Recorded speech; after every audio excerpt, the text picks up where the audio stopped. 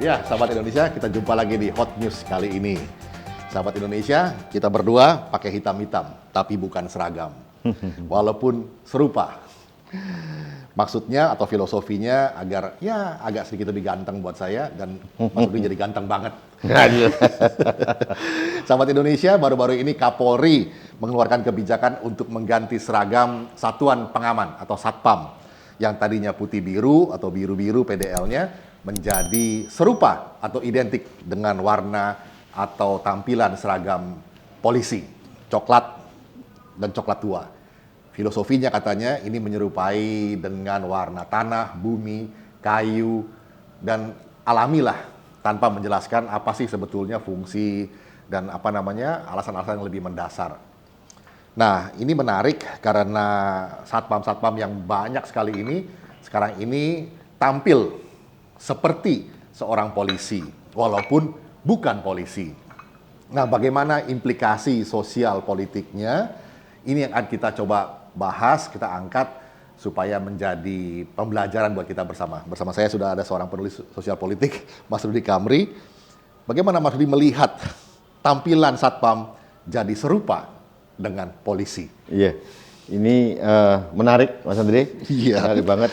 Melalui peraturan Kapolri nomor 4 tahun 2020, lucunya ini perihalnya itu bukan tentang satpam, tentang pengamanan swakarsa. Oh, jadi kalau kita bicara Pam Swakarsa, itu kayaknya ada satu trauma yang ring a bell ini. ya, jadi iya, trauma tahun 99 gitu ya. Dan waktu itu Pam Swakarsa kan menjelma menjadi FPI. Jadi saya nggak ngerti nih siapa yang memberikan masukan kepada Kapolri sehingga menamakan mengganti istilah Satuan Pengamanan ini menjadi Pam Swakarsa. Ini sangat tidak tidak sehat ya. Akan mengaduk-aduk memori publik gitu, tentang trauma adanya Pam Swakarsa waktu itu. Iya. Gitu. Tapi ini satu hal. Hal yang lain saya melihat Kapolri ini mungkin masih banyak waktu luang gitu ya. Karena saya lihat tugas-tugas polisi kan sangat banyak. Banyak sekali. Narkoba, penusukan Syekh Ali Jaber kemarin. Terus kemudian harus mengikuti tugas dari Presiden untuk pengamanan protokol COVID gitu kan. Kemudian pilkada juga gitu. Masih sempat-sempatnya beliau memikirkan satpam ini luar biasa menurut saya. Nah, ini yang kedua, yang ketiga, saya melihat ini Pak Kapolri ini benar-benar ingin menaikkan derajat satpam gitu ya. Jadi menuai beberapa puja-puji dari satpam karena ada kesetaraan atau dinaikkan derajatnya seolah-olah menjadi polisi gitu ya. Tapi di sisi lain Mas Andre, saya tidak tahu apakah Pak Kapolri tidak memperhitungkan bahwa akan ada resistensi dari internal polisi bahwa seragamnya disamakan dengan Satuan Pengamanan gitu loh, atau Pam Swakarsa tadi. Mohon maaf kepada satpam bukan, karena satpam juga berfungsi sangat strategis, bagus, gitu, membantu tugas-tugas kita sebagai masyarakat. Tapi tupoksinya kan berbeda ya. Sangat berbeda. Kemudian seorang polisi untuk mendapatkan seragam coklat-coklat itu kan harus ada effort yang luar biasa. Prosesnya nggak gampang. Dan itu merupakan hasil dari capaian atau proses yang sangat sulit. Ada keringat, air mata, dana, doa dari orang tua dan sebagainya untuk mencapai pangkat dan seragam seperti itu. Oh iya, pakai pangkat juga ya, pakai pangkat ya. Kemudian tidak semua orang bisa menggunakan seragam seperti polisi tadi. Ya, kayak kita meskipun kita sama-sama S2 nggak bisa menggunakan seragam polisi karena ada kualifikasi tertentu yang mungkin kita tidak masuk. Iya, betul. Jadi ada semacam proses pencapaian gitu ya, yang sangat tinggi gitu, sehingga membuat orang-orang yang sekarang masuk di dalam keluarga besar Polri itu begitu bangga dengan seragamnya gitu ya. Seragam itu suatu kehormatan. Bagi polisi dan TNI, seragam itu suatu pencapaian yang harus dihormati dan merupakan kebanggaan gitu. Nah, ini kemudian mohon maaf ini didegradasi sama dengan Satuan Pengamanan yang fungsinya sangat berbeda. Ya. Oke, saya jujur mohon maaf Pak Kapolri, saya tidak akan menggunakan diksi pengamanan swakarsa Karena ini sangat tidak tepat, saya lebih cenderung menggunakan satuan pengamanan. Itu pengamanan dalam kan? Pengamanan dalam di internal kantor, mungkin di mall atau mungkin di tempat-tempat lain gitu ya. Iya. Ini harus dimaknai bahwa Pak Kapolri ini seharusnya ini Mas, harus memperhitungkan kondisi psikologis dari para insan Polri gitu ya. Iya. Yang kemudian disamakan dengan Satpam. Ini satu perspektif yang harusnya dipelajari dengan seksama ya. Dan yang keempat Mas, saya mau menyikapi tentang dampaknya ya. Iya, dampak negatif itu apa? Gitu. Salah satunya Mas, sebelum ada perubahan Satpam ini, warna seragam Satpam menjadi seperti sekarang ini, sering terjadi ada penipuan-penipuan oknum-oknum yang memakai seragam polisi. Iya. Sering ditangkap, padahal polisi abal-abal ya. Menangkap orang, segala macam, memeras orang dan sebagainya. Kemudian sekarang ada kelompok masyarakat, kelompok profesi tertentu yang sengaja dilegalkan berseragam mirip polisi. Iya. Kalau lihat dari tampakan model barunya Mas Andre, itu jangankan 1 kilo, 100 meter, 10 meter pun udah tampak seperti polisi. Ada pangkat pula lagi. Ada pangkatnya, seragam aksesorisnya sama. Saya tidak tahu seperti apa ya pertimbangannya Pak Kapolri ini. Karena ini kan dampaknya, kalau ada oknum-oknum, mohon maaf ini, bukan satpamnya ya, Iya. oknum orang yang memanfaatkan seragam itu untuk apa namanya, untuk menipu, untuk memeras orang dan sebagainya kan lebih bahaya gitu ya. Betul. Dan yang terakhir Mas Andri, saya mau menyoroti tentang tepat waktunya ya. Iya. Ini kondisi yang sangat kritis gitu ya. Krisis keuangan di mana-mana gitu ya. Betul. Semua pengusaha, perusahaan sedang mengetatkan ikat pinggang gitu ya.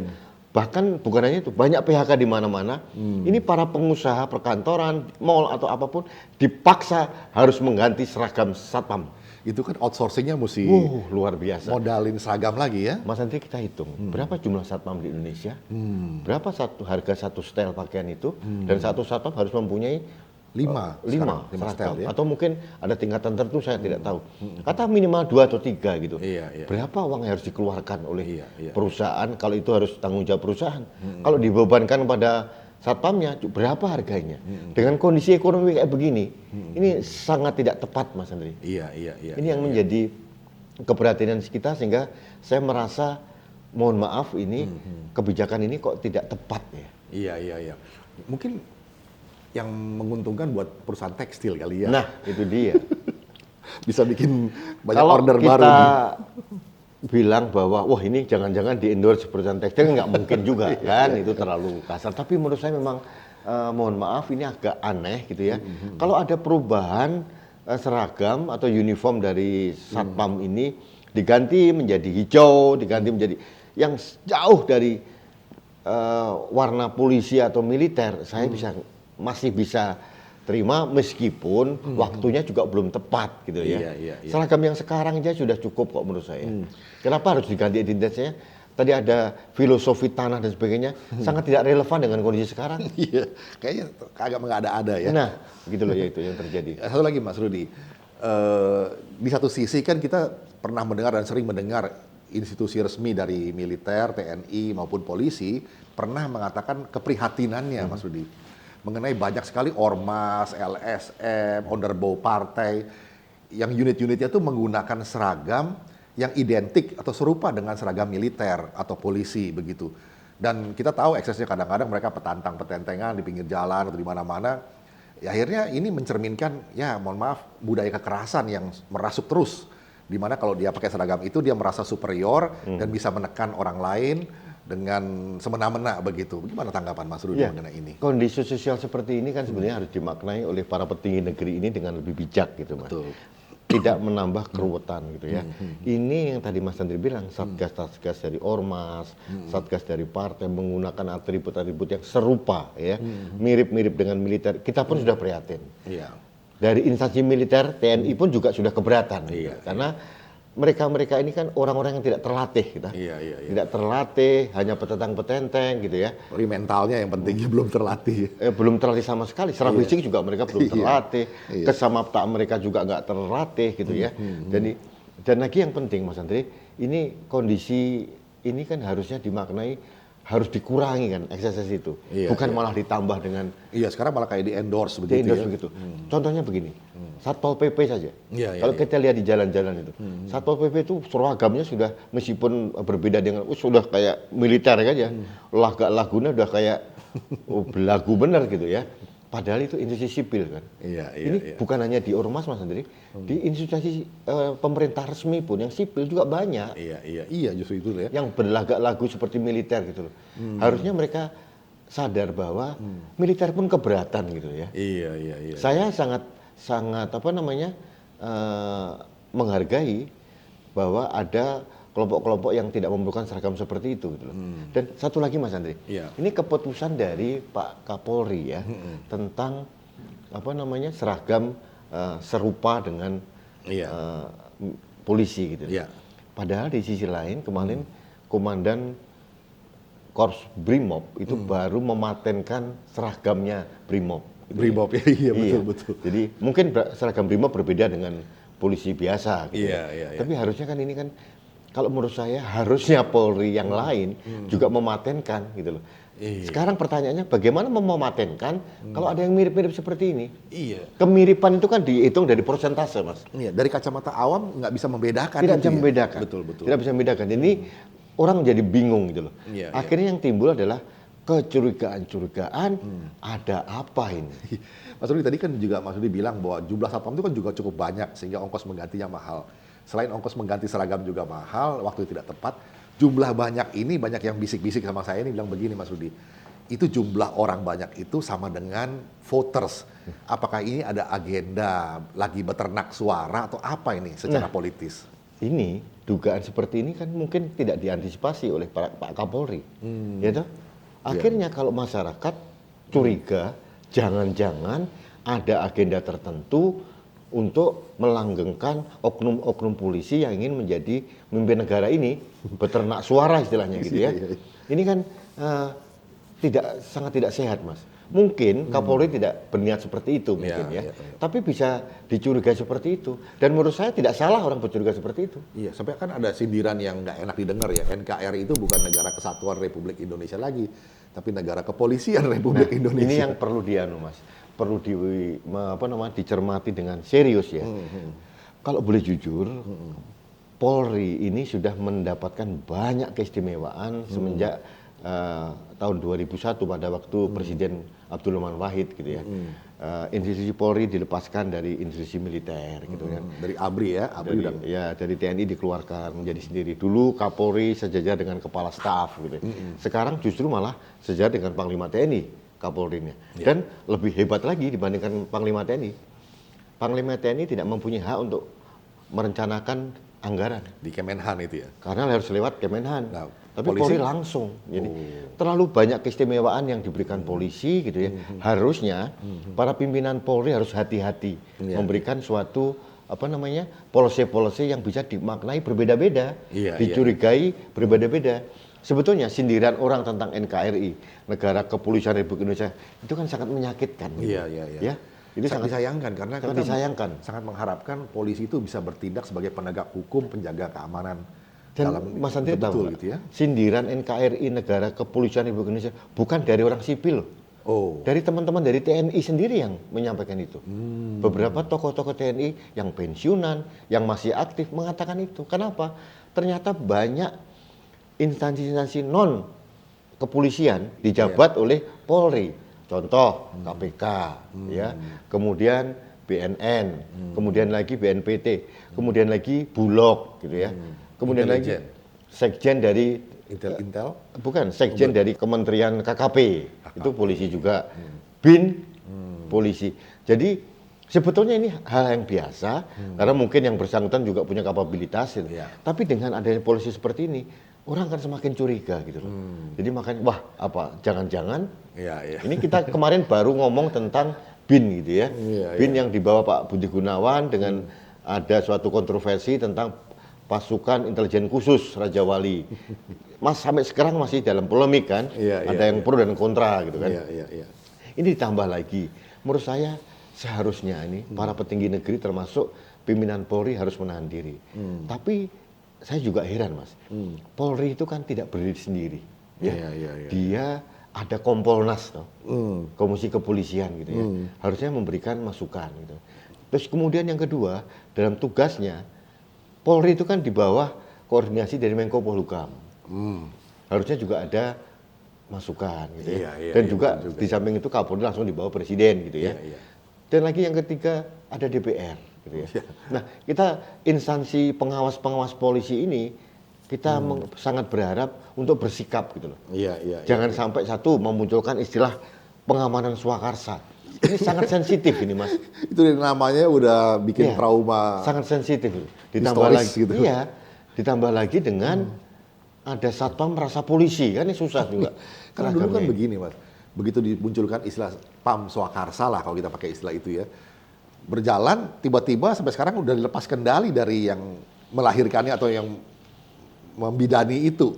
Sekarang kayak lepas tanggung jawab jadi kayak agak liar ya ormas yang karena dulu bekas PAM Swakarsa itu. Karena waktu itu mungkin kita bicara Pak Wiranto ya waktu terlibat, ada Pak Kiflan Zen terlibat di sana. Tapi waktu itu mungkin kayak kita melihara anak macan gitu Mas. Iya toh? Begitu besar, kadang-kadang bisa gigit betisnya tuannya itu. Ya, ini yang tidak kita inginkan. Tapi kita mungkin terlalu jauh ya. Tapi jangan salahkan Pak Kapolri bahwa istilah pengamanan swakarsa itu menimbulkan makna yang sangat sensitif buat masyarakat. Ditambah lagi seragam yang serupa dengan polisi. Jujur, saya Mas Andri, saya banyak teman polisi gitu ya. Itu saya sangat prihatin gitu ya. Saya bisa mengerti kalau beliau-beliau itu juga kecewa, tapi kan nggak bisa bersuara. Ya Mas Rudi bantu suarakan lah. Nah, ini yang menurut saya, ini Pak Kapolri tolong benar-benar dipertimbangkan bahwa seragam polisi itu adalah suatu kehormatan. Gitu ya. Kehormatan, kebanggaan dari insan Polri, dan untuk mendapatkannya, sekali lagi saya katakan, perlu perjuangan yang luar biasa. Sekarang bandingkan dengan Satpam, mohon maaf, pendidikan kesamaptaannya sangat berbeda. Ya. Mungkin polisi sudah sampai angka 9, dia masih 3 gitu. Jauh. Sekarang seragamnya disamarkan begitu, hampir sama. Kalau orang awam melihat sekilas Mas, sama pasti. Yang sudah melampaui atau melewati pendidikan yang panjang aja masih bisa kepleset kok.